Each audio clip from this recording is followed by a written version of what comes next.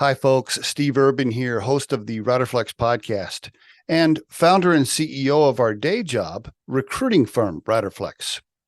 We hope you enjoy this episode.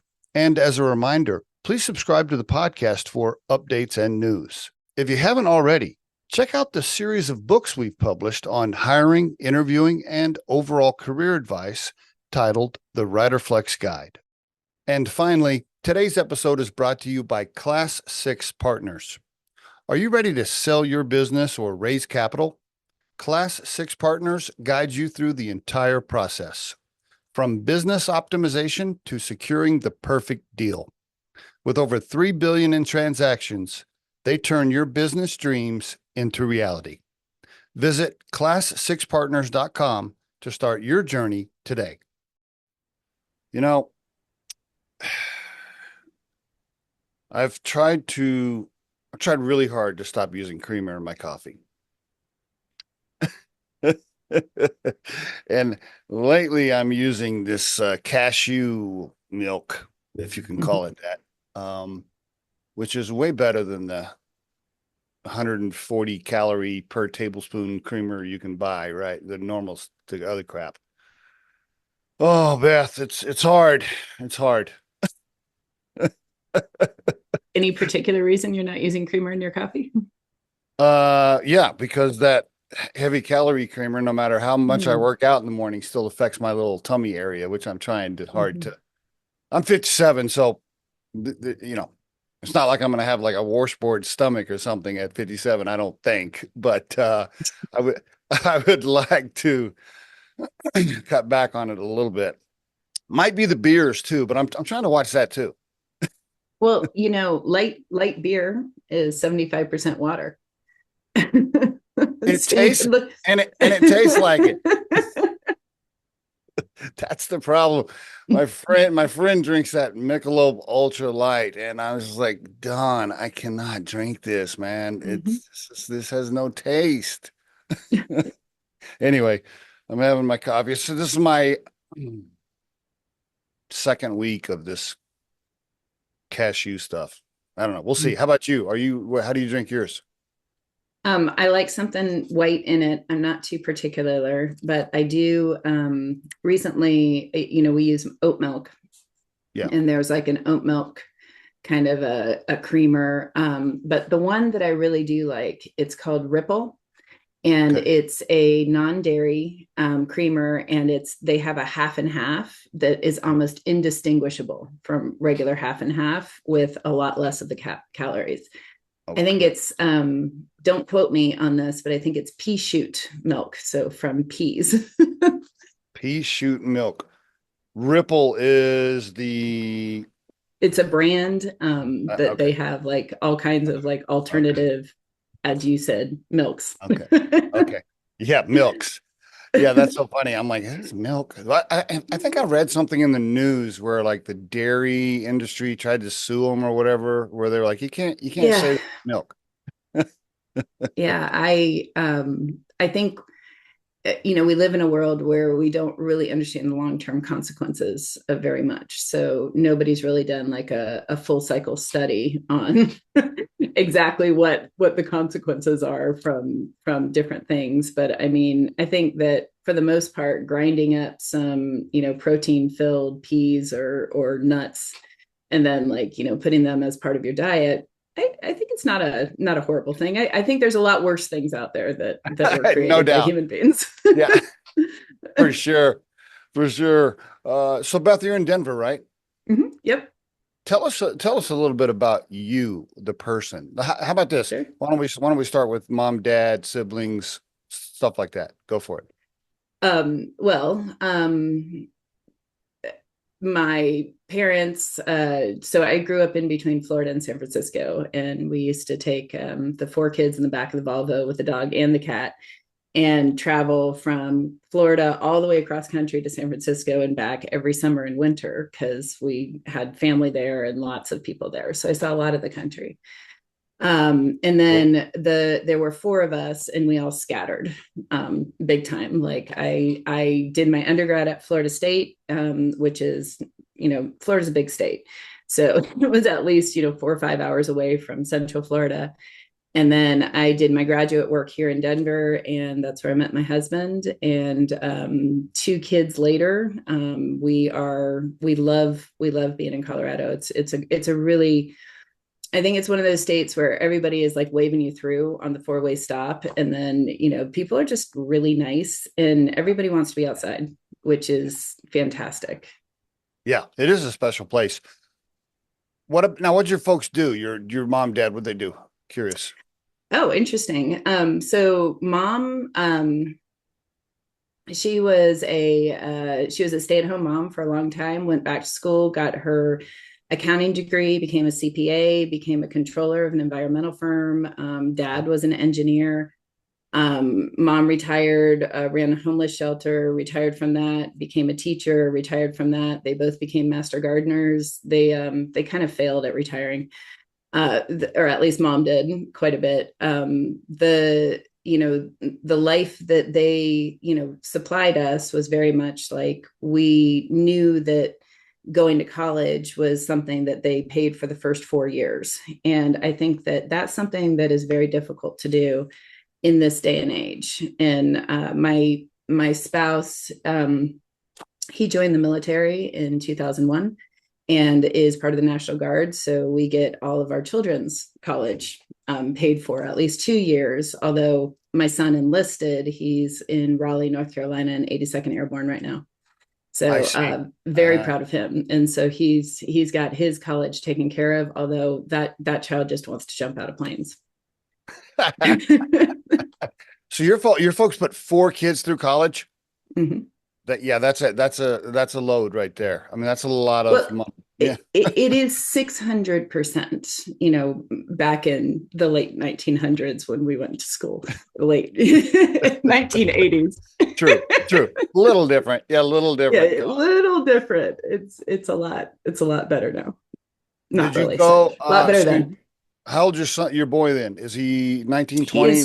He is 20 years old. I always say the boy model is 20 going on 12, and the girl model is 14 going on 30. You got a 14-year-old teenage girl? Yes, I do. She is ice skating and field hockey, and she goes to East High School, which is a public high school, 120-year-old public high school.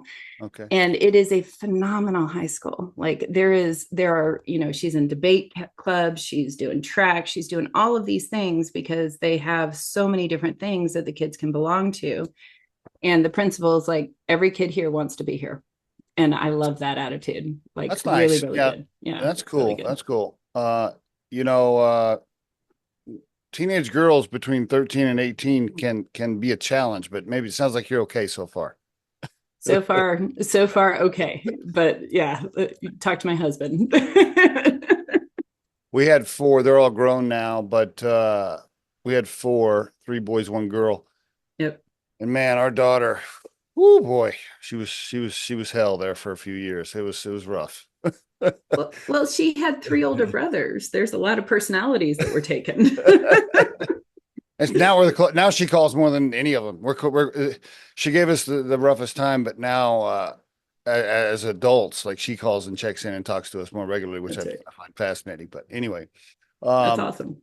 Congratulations, by the way. Like you feel like you made it at least. That trimester of your life. Yeah, we made it. We made it. Yeah, and being empty nesters is great. It's amazing how little money you spend when it's just 2 of you. And everybody's all 4 kids are off the payroll. It's like, wow, we can. That sounds dreamy. We're not quite there, but we have a glimpse, and it's. But yeah, no, that sounds dreamy. It's cool and quiet too, right? Like, I mean, there's it's totally. So yeah, totally, yeah. The restroom stays clean. The toilet paper roll stays filled like it's supposed to. Simple, basic things. The trash gets emptied. This basics, right? Anyway, so you went to Florida State. Did you know what you wanted to do? I mean, was there a plan? I always say I won the lottery because I got parents who told me to go for what I loved.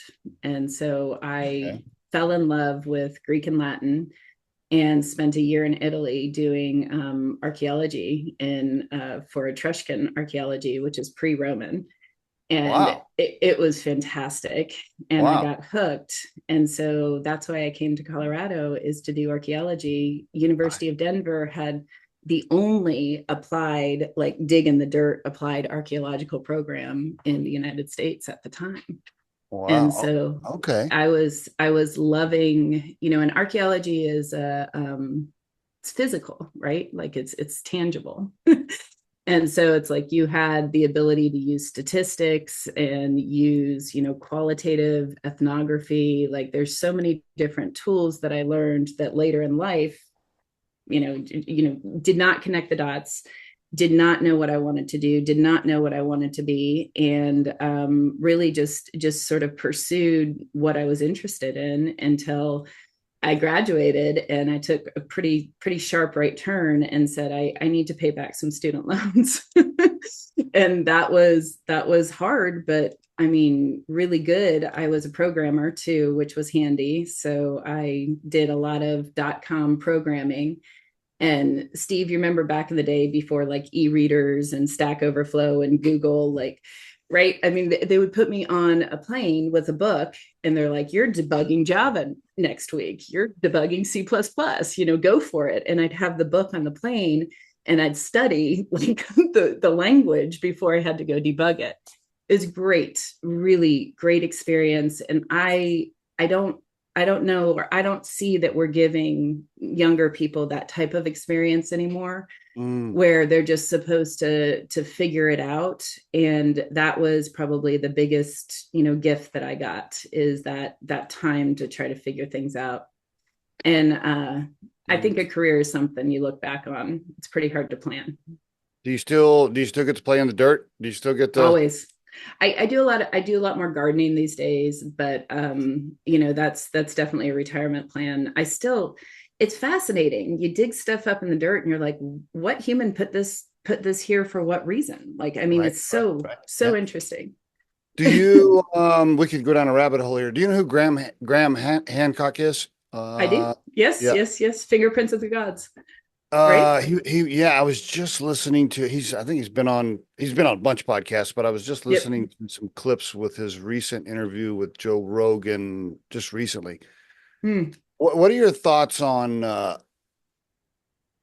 he was saying that they're now saying that the first human in America is 20 something thousand years ago versus 6,000. I mean, when they talk about stuff like that, I'm like, how do you know? I mean, how do you really know? What is there something in the So bones, or how does that work? carbon dating is typically what you do in order to really be able to date something. So you look at the amount of carbon decay that there is, and you can measure that to say this is X amount of years old. I see. But you're right in that question. How do you know? That is the single most important question anywhere. That's philosophy. How do you know what you know? And how do you really know that it's true? And something that you learn as an archaeologist that is incredibly handy today is the sort of like a thought exercise to say, wait a second, if something I know is true is likely not, because we keep discovering these It, things, bingo, right? right? Like, right. Exactly. Yeah, So it's like, oh, never mind. Forget what we that said last year. that's right. That's right. And so what you need to think about is like, who is the person that is telling you the information, and what is their agenda?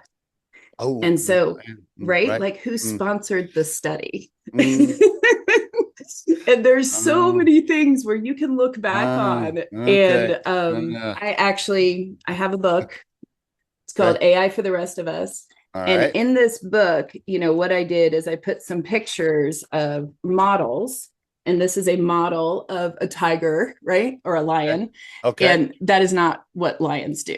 Like that is just a really obscene version of lion, right? Here is a unicorn. So Yeah. what people are doing is they're formulating their own version of their Right. reality, and then they are pushing it on other people into artifacts. Wow.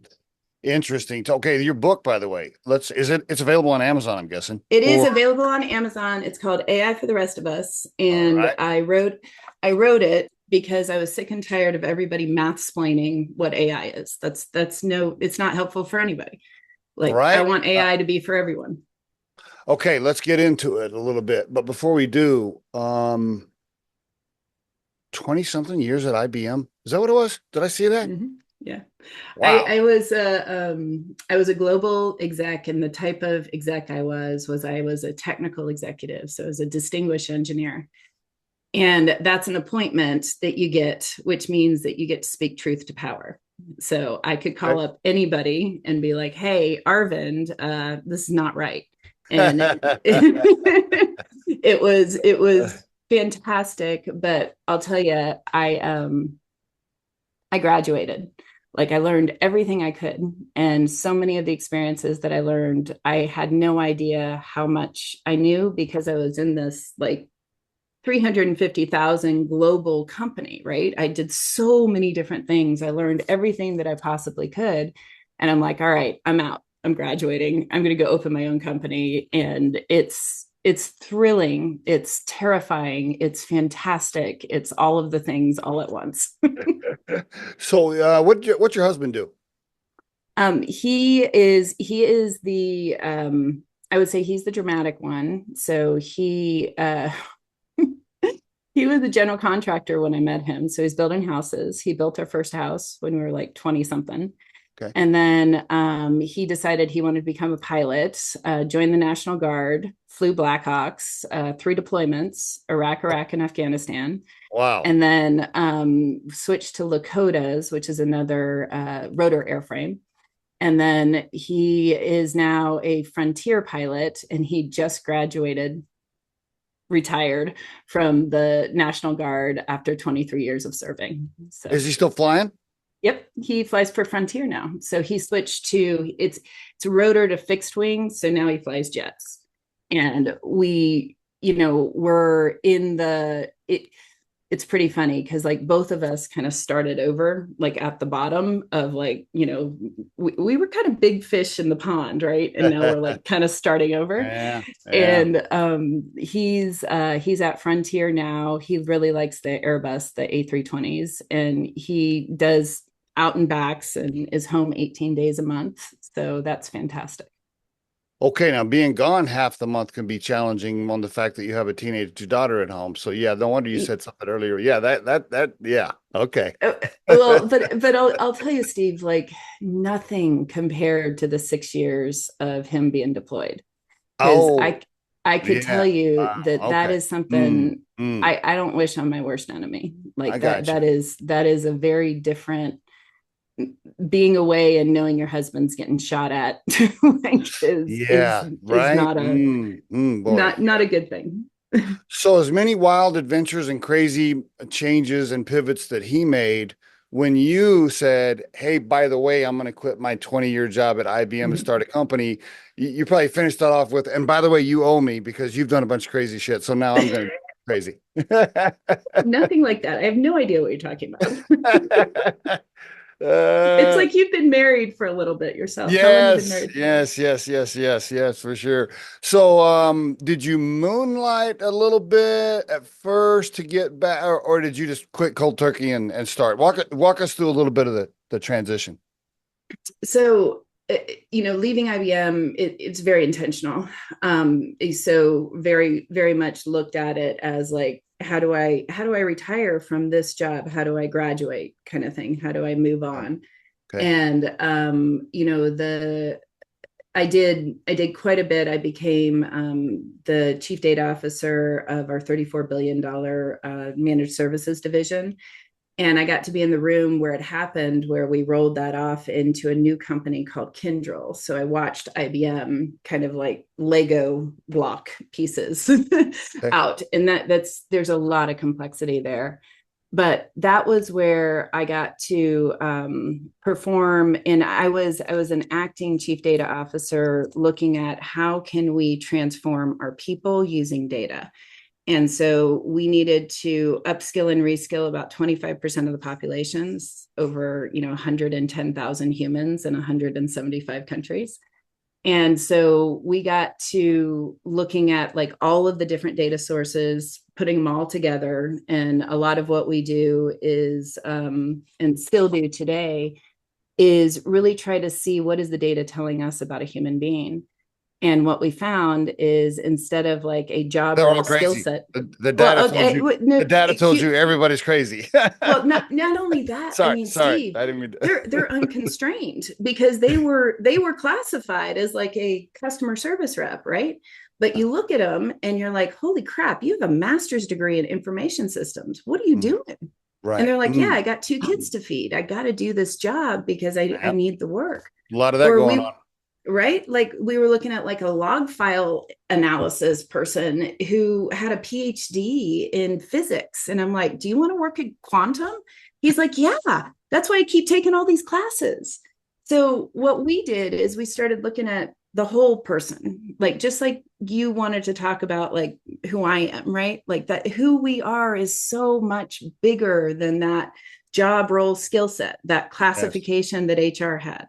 Yes. And so we started to see people in 100,000 dimensions, and we started like sending out emails and said, you have the propensity to be a data scientist. That's Would you cool. like to take this course? That's great. We got 23,000 people upskilled and reskilled in 16 months. And That this is like is that's so awesome. hard, tests, everything. And then I did my last 2 years. I ran 2 different P&Ls for AI at scale, and it was services offerings. And what we did there is we had consulting services, and I learned go to market movements. I learned how to, do sales enablement, delivery enablement, connect my sales enablement to my delivery enablement, and like, grow the business and really try to get, not only double digit growth, but understand how you can build sustainable growth. And that's really being able to make sure that I think we all know this, but your marketing needs to be a little bit ahead of your ability to deliver. And so, but not too much ahead, right? And so we were always sort of on that cusp. And that was when I really found out if you use explainability and you don't math explain, you just explain to people how it works and why you're using this data source to solve this problem, inevitably they go, you shouldn't be using that data source, you should be using that one over there. And we're like, oh, we should talk to you more. So a lot of it was like, how do you get business results? How do you really move the needle on the business? And that's when I felt like it was really time for me to leave, because I wanted to go and build a product, not do any more services, not, I see. grow things like that I knew how to grow. I wanted to do something totally different. And we have a product and a platform with Bast where people can use it to build their own using their own data. And that's what I wanted people to have, because it shouldn't be inaccessible. I Like see. who, I see. right? I Yeah. see. Okay. For Bast AI, let's do this. I'm going to ask you a bunch of questions, but for the listeners, Bast.ai, right? Mm-hmm. Bast.ai. Can you give us in maybe simple commoner language for the non-software engineers out there, the non-AI experts? Tell us what you do. We make Gen AI safe. So we make it safe to use, safe for businesses to use, because we mix it with some old school artificial intelligence in order to show that you can do both deterministic, so you can get whatever response you want every single time, or you can get indeterministic responses, which is what the AI does today, which are not consistent. So if you ask the AI a question like ChatGPT or something, if you ask it the same question over and over again, it'll give you a slight variation.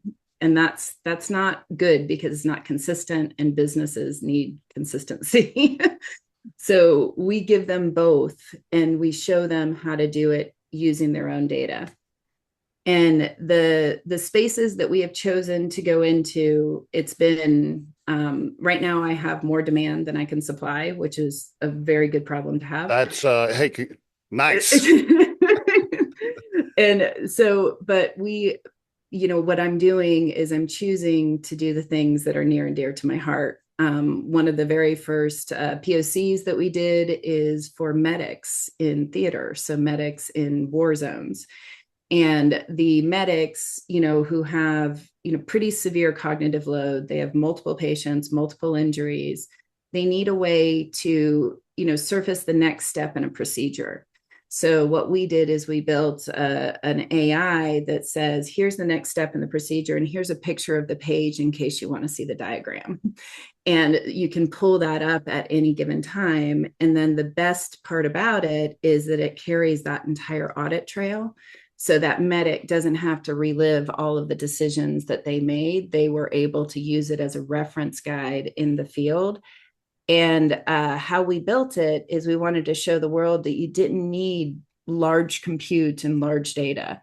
So we built it to fill up a container that operates without internet connectivity. It's so small that it fits on a device and it can be used anywhere. And so this for that particular company's need. Absolutely. Yeah. Well, for that medic's need. For that medic's need, right? Correct. It's, okay. Yeah. So it's very, so we specific. Use very, but that is, I have 2 children, sir. I do not need another general intelligence. Gotcha. I was wondering how you got it to fit on one phone, but that's how it's. Yeah. You do it. And here's the deal, like the Air Force has a different protocol than the Army, that has a different protocol than the Coast Guard. I see. They all need to, like, each hospital has different protocols. So now we're, doing like disaster response toolkits for, different cities. We're doing first aid in different areas with different languages. We're doing, things for, there's only one guy at any construction site that can read construction codes. Yeah, usually it's a soup. It's a soup or the project manager. Yep. That's right. Or, maybe a smart prep that learned how to do it. But the thing is people need to think about AI as a practical tool. And so we make Gen AI safe. We make AI practical for people to use. Because what we're doing is we're just using the technology, in my head, the right way. We're using the right tool for the right problem. And instead of trying to build these artificial general intelligence, I want to build a pocket GPS-like thing that everybody can use for whatever they need. And that's something that, because of the way that we're doing it, we can explain exactly why the AI retrieved that particular paragraph from that source or that particular diagram because of the way that the question was asked or because of the way that the AI was trained. And that is so super important, because right now, the current AI systems, they might give you that inconsistent response. And what they didn't do is they didn't understand how it's functioning. So they can't tell you what happens when it gets it wrong. We can. And so you can have this test, retest reliability if you do it where you're sanitizing your inputs, you really understand what you're putting in. That means that you can control what you get out. And that is the fundamental difference between what we do and what everybody else does. Okay, great. Let me repeat back some stuff I heard here to see if I got it right in commoner language. I may not use the right verbiage, but so I'm a helicopter med tech or whatever. Sure. And I'm out in the field. I got my device. We're flying out to the mountains to rescue somebody. There's no internet. Mm-hmm. Yep. I'm looking at a patient. I got a weird situation. I was trained on what to do, but that was 5 years ago and I forgot. I want to ask my AI assistant, hey, what do I do when blah, blah, blah. And it's been It pulls it trained, up. and it will tell me what to do and why it's telling me that, and give me. But the why is more for auditability of I see. like, and Okay. the Okay. auditability is like, hey, this was trained on the 8th edition of a protocol instead of the 7th or something like that. And that's Okay. super interesting for so many reasons. But back in the days when I was working for IBM, banks had to keep like 7 years worth of data. Okay. And what they would ask us all the time is they're like, 3 years ago, why did we only have 97% uptime? Show me the outages. And so you had to recreate that situation all the time. Mm, And mm. when you want certainty, and in the situations that I'm using AI, you want certainty. Right. Yeah. Life and death. You want to make sure that they're using the right thing, the right protocol. You want to make Okay. sure that pulled up the right source. And a lot of the, some of the critique that I get is that people are like, we don't really care about attribution. We don't really care where the data came from because we're just using it for marketing. We're just using it for, Right. whatever, just simple stuff. And I was like, everybody cares about attribution, everyone. And the reason is we remember, archaeologists, what we wear, what brands we wear, what brands that we choose to put into our house, what kind of books we read. All of that speaks to who we are. All of it has a story. All of it is for a reason. And so it's also for an accountability. If I have a Bosch, dishwasher, I can hold them accountable for when it breaks. And so this is the idea about attribution and why it's super important to have an AI that shows its work, that tells you what source it used in order to give you the answer of the question. Yeah, it really matters in life and death. Mm, But mm, my mm, prediction mm. is that it's going to matter even more later when everything else, you're going to have generative AI that's a commodity. Mhm, And mhm. then you're going to have AI that actually tells its source because it knows where it got its information from. And it's something that represents who you are. The the X stands for explainable. Correct. So explainable AI is AI that shows its work. It's completely transparent. It shows you, here is the source that I got the data from, and here's why I decided to get you, or why it decided to give you the AI or give you that output at that time. Doesn't ChatGPT's O1 preview and mini kind of do that a little bit, or no? They are starting to. One that does it real well is Perplexity. Okay. And Perplexity is, it does give you all of the reference sources, but they did not ask for consent to use all of those sources. So, so what they did and what they do is they scrape the internet all the time. And Steve, I think you know this. Not all the data is on the internet. Right. Like it, right? Like Yeah. so, there's a lot of stuff that people have that people do not want to put on the internet. That's right. That's a good And point. they don't want to put into these models because they don't know what they're putting in, they don't know if they're going to take your stuff and put it into a training set and have it surface later. And that's been happening everywhere. Boy, that's a target market for you. All these biotech companies or any company that has information that is pretty top secret for whatever That's right. reason. That's I right. mean, there's your target right there for your product because they're, right? I mean, they're like, yes, please train an AI for us that is protected because, yeah, I get it. Yeah, I totally get it. Who is your target market? Or are you targeting So small, big, Fortune 500? What industries? Yeah, talk to me a little bit. so I started out with medics because Yeah, near and dear, yep, right? yep. Going in, and we did a bunch of work at Maryville University where we helped nursing students really start to Okay. understand more about how to reason over a body of knowledge. And we needed to reduce attrition because there were a couple of classes that nurses were walking out of, like 53% attrition, pretty bad. Wow. So we wanted to help with that. And we got that way, way, way down. I'm super excited about that. Okay. And then right now, because our software is still in its early stage and I am unfunded, so I've only had friends and family rounds. I do not have investment. Pretty close to closing, but the Closing thing on that I'm doing, closing on an angel, or what? Well, closing on what? closing on a seed round. Okay. And How much? Can you tell us? I could tell you, but I would like to maybe make it 200%. So I'll let Crunchbase tell you. Okay. Right now we're oversubscribed, but I'm always open for the right opportunity. Okay, sorry, I interrupted your flow. But go no ahead. worries. And then what we are just launching right now is we embed our software. So we're API. So we're really good at the engineering, the infrastructure, the math, the AI models, but we stop at like the API hooks.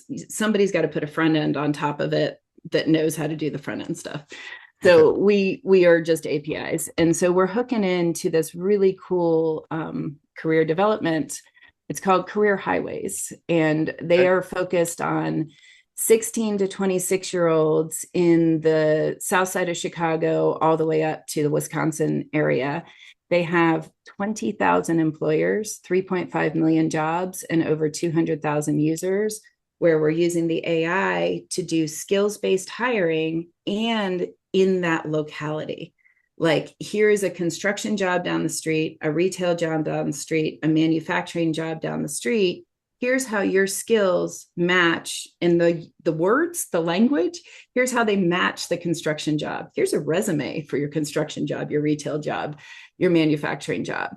And using AI to just do that translation, because Steve, it's just jargon.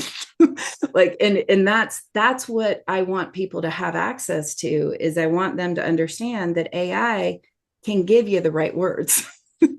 And that's what we're using AI for, is to say, this job asks for these types of skills. You might not have all of the technical ones, but you certainly have conflict resolution, you have negotiation, you have tenacity, you're a mom with 4 kids under 10, you have all of those things. Let's surface that and give you the right language so that you can go get these jobs. Interesting. And who are you partner? Who's your paying client for that? So Careers Highways has a business model, but they are paying us to put that in. I see. Are they nonprofit? Are they nonprofit? No. We do work with Skills for America, which is a nonprofit organization, and there are a lot of people. We work with the U.S. Chamber of Commerce, with Stand Together, which is a foundation sponsored by the Koch brothers. We have it's just the Gates Foundation now, the Walton family, the Schultz family. There's a lot of people who are trying to solve this problem. We're going to have 30 million jobs. We don't have enough workers. And people ask me all the time, they're like, how many jobs is AI going to take? And What's I'm like, answer? hold on, people. Yeah, how do you answer? Honestly, if you are a middle management person that is shuffling email all day, it is likely to take your job. If you are a dishwasher repair person, or a plumber, or an electrician, or a construction worker, it is not going to take your job. Did you see that? Did you see it? It was in the Wall Street Journal. I think it was last week. I can't remember the exact title, but it was plumbers and HVAC workers, the new millionaires, or something was the headline. 100%. But in my go back to my roots here. I want nurses. I want caretakers. I want teachers. Steve, what happens if teaching is the highest paid profession in the world? That'd be awesome. That'd be great. Right? Can't we get to that world? Why aren't we solving for that? Yeah. And so this is where I think AI is an existential threat to management consultants and lawyers. I just had this. So this guy, along with the recruiting, we also do some candidate services where Mhm. people call for career advice Sure. or whatever. I get a lot of, I probably get 5 or 10 phone calls a week from 50 to 60-year-old former executives, or maybe they used to be a VP or they used to be a Mhm. CEO. They lost that job and now they're trying to, they're trying to figure it out. And, of course, the first thing I do is slap career coach on their LinkedIn profile or whatever, because, or some sort of coaching consulting thing. It's the Yep. first thing I do. Yep. And this guy called me the other day. He's like, man, I can't get clients. I pitch people for my consulting. I can't close. What do you think? And his name wasn't Johnny, but I was like, Johnny, you see, there's a consultant right here. That's You can, right. That's right. I can ask Perplexity or ChatGPT almost anything and it will 90% of the time give me a better answer than you're going to give me as a consultant. And so, That's right. yeah, not to scare all the consultants listening to this episode, but if you're just a consultant that offers advice, yeah, I don't know what kind of future you got there. Well, I mean, what I tell people and what I was saying before about attributions and brands, right? One of the things that I want to do with our software is offer people like you who have books and who have a brand and have a framework and you have, a book of business. Yeah. You can offer your people your specific advice that you can prove comes from you. Bingo. I think And that's key. Yes. Great. do Yes. you see? So it's like Totally. invert it where it's, look, rich people, they go to an auction house and they want to buy a Picasso. They're not going to buy a Picasso unless that auction house proves that that's a Picasso. And how they prove it is they show all of the places that it's come from and they show where the origin that Picasso, painted this in this place. And that's what we do with data is we Okay. show, do you Okay. see? I wish I would have called you, or maybe we should talk after. So let me just tell you real quick. I'll give you an example. So I'm pretty, I'm definitely more versed on AI than the average guy down at the pub. Okay. I mean, because I'm just that, because I read it all. I listen to all the podcasts. Yep. I try to stay on top of it primarily because it affects the workforce. And as a Yep. recruiting firm, I need to be aware, right? Anyway, so because we've written a couple of books and because we have the podcast, I last year, well, no, it was right after ChatGPT 4 came out, whenever that was. And I said, okay, I'm gonna make a GPT that That's is right. Riderflex stuff. So Mm-hmm. that it's Steve Urban's career and business advice by Riderflex. And I Yep. wanted it to answer basically exactly what you just said. And so now I'm not a software engineer, but I tried to upload my transcripts to my Mm-hmm. books, and then I started every morning. I started uploading the transcripts from the podcast, from the YouTube podcast episodes, Mm-hmm. and I've been working on that. But I really don't know how to train it properly. I don't know what else I'm supposed to be doing. I'm just kind of uploading the stuff, and it takes a shit ton of time, which I really don't have. And the whole time I'm doing that, I'm like, God, I wish I could just call somebody and say, here's my YouTube channel.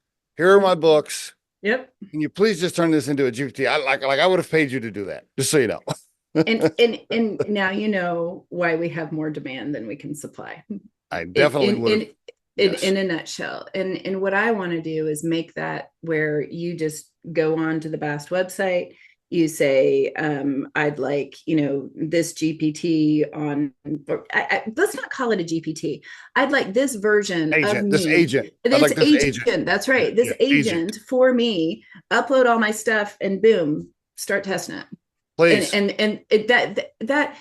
That is why we opened around and we are looking for funding because we've been testing because we want that for everyone, and I, there are places, but we do it better. Earth, I think you really are on to something right there, because it's cool to get the general answer from No, Gemini you or want the ChatGPT. specific But one, you but right? you want but you want you're No, like, but I want to know, but what would Steve say about that? that's You, right. you know what I That's mean? right. I think that's And cool. Yeah. I want everyone. Look, this is not a altruistic concept for me. I want everybody, every human, to have their own, I think it's cool. right? Yeah, I think it's great. Can we go back to, all right. So anyway, Bast AI. I want to make sure we get that in there again. I have Mustafa Sullivan. I read the book, The Coming Mm-hmm. Wave. I mean, like I said, I've listened to just about every interview on any kind of AI person, all of Sam Altman's stuff, Elon's, whatever. I try to stay on top of it. I'm not an expert, but I really try to stay on top of it. You get some people that's like, it's going to be fine. We'll create new jobs. Stop worrying. And then you got the other people over here, the 300 million jobs eliminated, and Mm-hmm. everybody's going to be on the universal basic income. Like, okay, so where are you, Beth, in there? What's your prediction? So, um, I was up at a really fantastic AI forum in the middle of UN week in New York City. It was Cool. nuts. All right. Like Cool. way too many people in that city. And there was about 30, 40 of us, ex chief data officers or chief AI officers or CEOs. And the most relevant speaker for me was the CEO of Sam's Club. And he came on and he was like, we have automated over 400,000 tasks and added over 400 associates to our company.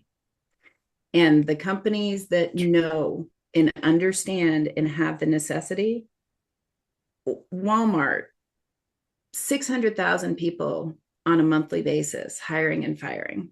You know Okay. how much that costs that organization? Totally. Right? Sam's Club, Costco. Costco is a great one to think about. Costco treats their employees great. But they And still because, have high turnover. but they still have high turnover. Yeah. So solving that problem by automating the robot out of the human and automating and giving like for my team, and I had over 200 data scientists, data engineers, data analysts. Like I've had big teams. I'm sure you've dealt with a lot of people Yeah. who've had, Yeah. lots Yeah. of headcount, lots of people. If you can automate and give bounties to the people who automate themselves out of a job, you have an employee for life if you reward that person with a career. And that is something that we all need to really think about, because the idea of work is going to change. The idea of what having a job is going to change. The idea of corporations that treat their people like toilet paper, like they're not going to be so popular, because we all have a choice in who we choose to work with, who we choose to work for, who we choose. So I'm part of one of the things that IBM did real well is they really incentivized us to form patent teams and to do lots of patenting. And Okay. I have over 50. Some of my friends have over 500. Nice. And there's like, Steve, there's only about 5.5 million of us in the world that hold patents. I didn't And know that. we Interesting all stat. know each other. And I'm working with this really cool company called IDS. I can give you the Okay. link. And Okay. they've got a website that just shows like all of the connections between us, because we're all connected in one way, shape, or form or another. Companies used to say, well, we own all these patents because we paid for them. But wouldn't you rather have the people who built the patents as opposed to work with the company that just owns the patents and paid for them? Mm-hmm. So think about how that's going to switch in our economy, and our economy of ideas, and our economy of like of what it means to develop and innovate. And I mean, if you're following this, like AI, it's like whiplash. There's something new every day, but Every day. every day. But you know what? I'm like, it's just it's a remix of an old idea onto a new thing. And so we're just in that part of the spiral that's going real fast. But I also think that we're amplifying things where we as human beings were not meant to know what's going on at China every day. Like we were not built for that type of information kind of systems. And that information is served up by companies with agendas that may or may not match yours. So I think, I always try to give examples in a way because I don't have a well-formed, like really quippy sentence to say, the future of AI is going to be, but I can declare, I think the future of AI is going to be compassionate, because I think we're going to come back to the fact that our children need somebody to care for them and teach them. Our elders need somebody to care for them and teach them. Like you kind of turn back into that infant and toddler when you get a little bit older and things are changing too fast. So it's like, how do we solve for this demographic wave that we have coming, where we're going to have the largest amount of old people and the largest amount of young people that we've ever seen? Mm. And how do we do that with people getting displaced because of hurricanes and, getting like, I living in Florida, you are real close to nature. You understand what it's going to be. We had beach houses fall into the ocean. I mean, this is not like incidental. So I think if we build AI correctly and we teach AI and we decide that the relationship that we want with AI is to augment us, I think we'll be just fine. Okay. So we will not all be on the universal basic income, and robots will not do everything. Come on. You know this. You distribute all the wealth in the world. That's not going to solve crap. You got to also distribute the work, because people got to work to feel good. Do they? That's a good question. Let's talk about that. I heard. Do you? I mean, at 57, don't you want to work? No, I hear you. But I heard this other side of it the other day. This lady, I can't remember, trying to remember her name. And she called bullshit on all that. She was like, we're not meant to work all the time. She goes, hey, if I can play golf and go camping and go hiking and go see my aunt and go to my kid's soccer game and go to the movies. Oh, see, I'd call that work. I'd call that networking on the golf course. Okay. I'd call that like socializing with the elder generation, teaching, understanding, figuring out what they need. I'd call like interaction with like, people going to movies. That's like educating them on popular culture. Maybe we're meant to do all that instead of setting a cubicle between 8 and 5. Yes, there you go. That I completely agree with. But you got to distribute how a human being can add value to a community. So that's the problem, and that's the problem. How do we reconstruct the whole economic system if that happens, right? And so I hear a lot of people say, cool, AI and robotics replaces a lot of mundane jobs. A lot of people don't have to work, so they do get to go play golf and go hiking all the time. But how do you now? What do you do? How does that economic system work? And I think that's a big challenge. Now, I've heard all kinds of things. I've heard an AI robotics tax on the giant companies where the money flows out to the people. I've heard all kinds of ideas. I don't know how it's going to turn out. I'm like you, like I don't know. It's very hard to predict. But there are a lot of very smart people, a lot smarter than me, predicting major job loss. And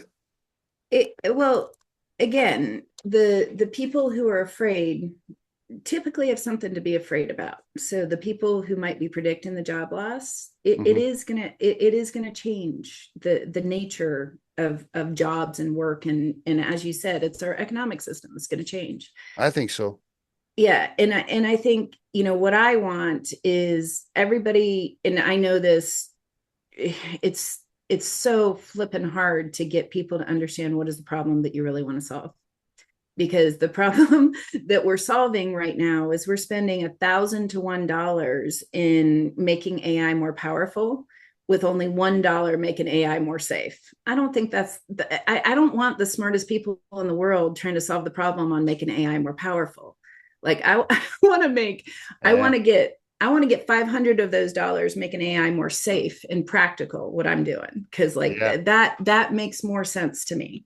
Oh, I And so, totally I agree. mean, I love the fact that there's not enough of that going on. There's definitely not enough of that going on. And of course, the problem is sometimes when people hear the word safe, they translate that into the word regulation. And I'm like, no, it's not really regulation happens after. So yeah. I I was at IBM in the 2008, 2009, and we acquired a company called Promontory. And Promontory were the people who built the regulations to stabilize the economy after the 2008, 2009 housing crisis. And let me tell you this, what regulations meant and what they still mean are stress tests. And these stress tests took 10 years, like Citibank, big ass bank, 10 years to pass those stress tests and get their shit in order to not destabilize the economy anymore. That regulation happened after the fact and took 10 years for banks to actually pass them. So, yeah, I do think regulation needs to be put in place, but we don't need to wait for a collapse to do so. Right? We don't need to wait for a robot to kill somebody before we put safe AI out there. Yes. And it's like, how about we just ask people, could you give me a sample of your training set to inspect before I allow you on my platform? And how about we hold people accountable for what their systems are doing? Like if some electrician comes into your house and puts in some faulty electricity, you go to that electrician if it blows up your house and you have a big fire, right? What the hell are we not holding people accountable for lots of things? So I know we're out of time, but I'm going to ask you a couple more questions. Do you have time for just one or two more? Sure. Yep. Okay. Speaking of that hold accountable, you saw that, that bill in California failed, right? Or so you're saying, hey, that probably, well, I didn't read it. I don't know what exactly is in there, but you're thinking more stuff like that actually needs to happen. I think our government should work like electricity. I turn the light on and it works. I don't really want to know so much about it because it's not my damn lane. I got you. But I will tell you that I did go to bat. It was me and 2 or 3 teenagers went to bat for the bill in Colorado that did pass. And why I went to bat for that one is like I can find it for you. I actually I'm sorry. Yeah. What was it? Yeah. What was that? What was in the, I should know that. I'm surprised. I think I remember hearing something about it. I don't know why I don't know what that is. Let me just one second. So I wrote a whole article on this because, I'm an archaeologist. I wanted it out there for posterity. It's SB 24205, and it was consumer protection for artificial intelligence, because I think that consumers, if an artificial intelligence says, sorry, you don't get this surgery, and it's only 80% right, and you were part of that 20%, I think you as a consumer should be able to say, I need that overturned because the AI erred in that sense. And that consumer protection, that is what we need for people. Okay. And for people to use systems just like that faulty electricity. So yeah, I am all for like putting in something to hold people accountable and have consumer protection for artificial intelligence. I love that. I know we're out of time. We could talk about, I could talk to you for another 2 hours about AI. The reskill, you talked about that. For anybody listening, let's wrap it up here with advice for people a little bit. And we've touched on a bunch of it, but number one, skilled trades is a good idea. You think? Yeah. Skilled trades is a good idea. What about the people that are, would you tell? This is a good way to end the whole thing. What advice would you give the white collar laptop keyboard worker that whatever it is they're doing right now in their office listening to this can already be done by Perplexity or Gemini or ChatGPT? What would you tell that person? So ask it, I use AI every day. I use AI to get some talking points for this podcast. I use, and so I learned a long time ago that business is about building relationships. And so what I do is I spend 15, 20 minutes on work with my client using AI together to figure out whatever we need. And then I talk to her about pickleball. And then I talk to her about golf. And then I talk to her about how her tomatoes are doing and how her kiddos are doing. So important. And it is, people be so people, important. Be people, so be people. So important. And it's like that ability to be, likable and interested in other people. And, what you do, Steve, is really cool. Getting people to talk.